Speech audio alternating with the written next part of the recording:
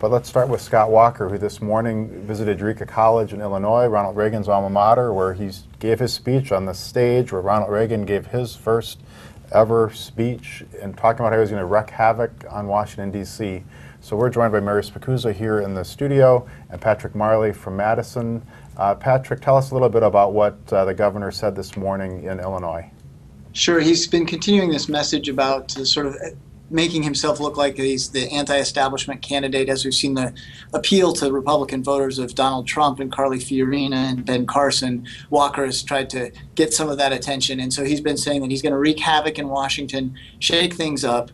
And I'd say the most interesting thing he said in this speech is that he wants to end the automatic dues collection from union workers at the federal level. He did that, of course, with Act 10 in Wisconsin.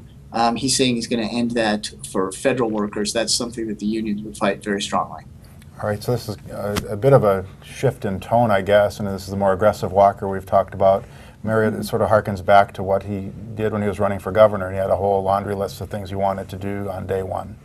Right, and it's funny because he often says, I'm not just the guy who took on unions, but then he harkens back to that frequently. I think this is the latest message, and he's trying to show that when he took over as governor, he obviously took swift action in a number of areas, and I think he's trying to show that he would do the same in D.C. Of course, in Wisconsin, he had Republican control of both houses, and we don't know if that would be the case if he was president. Yeah, well, one of the challenges when a candidate tries to sort of shift their message a little bit or shift their strategy is everyone talks about them shifting the strategy as we are now, and that sort of clouds what they're trying to do. But Patrick, do you think this is working for the governor? Is it a better approach than what he had been working toward?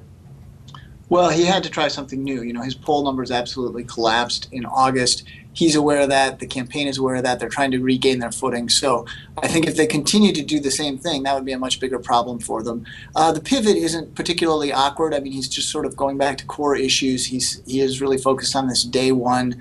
He does have a record as governor of doing things early and aggressively. So I think it's a reasonable message. Whether it'll work is hard to say because, you know, he has seen his poll numbers go down, and it's now hard to get attention again, especially when there's 17 in the field. Right. Well, one of the things this does to is position him as sort of the outsider who's coming to shake up Washington. Does that work for him, Mary? You know, I think that he had been planning on running as the outsider the whole time. Of course, then Donald Trump entered the race, Carly Fiorina, and he has, what, 22 years in office? So although he says he's not a career politician, he doesn't quite have that outsider appeal that Donald Trump does. And I think he's trying to remind people, I haven't been in D.C. this whole time, but he has been struggling to find his footing. He's been talking about how angry he is lately, and it seemed like he shifted his tone this morning. You don't really think of Scott Walker so angry. Well, he's saying now it's more urgent than angry, so you're sort of shifting where back. It falls on the spectrum of things. Yeah. All right.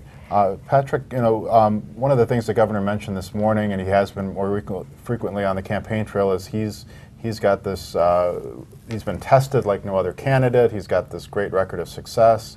We had a story this morning from Jason Steiner, other Madison reporter, on how other candidates have been tested as well. Can you tell us a little bit about how that's playing into the governor's message right now? So he has really tried to use what he went through with Act 10. You know, he faced a recall, which was a race that took on national implications.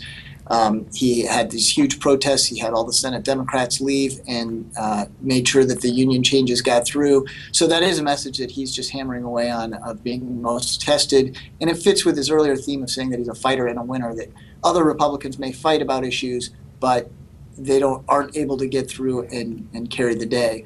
You know, other candidates obviously are going to take issue with this idea of being the most tested. New Jersey Governor Chris Christie's running. Jeb Bush, former governor of Florida, is running. They both dealt with hurricanes.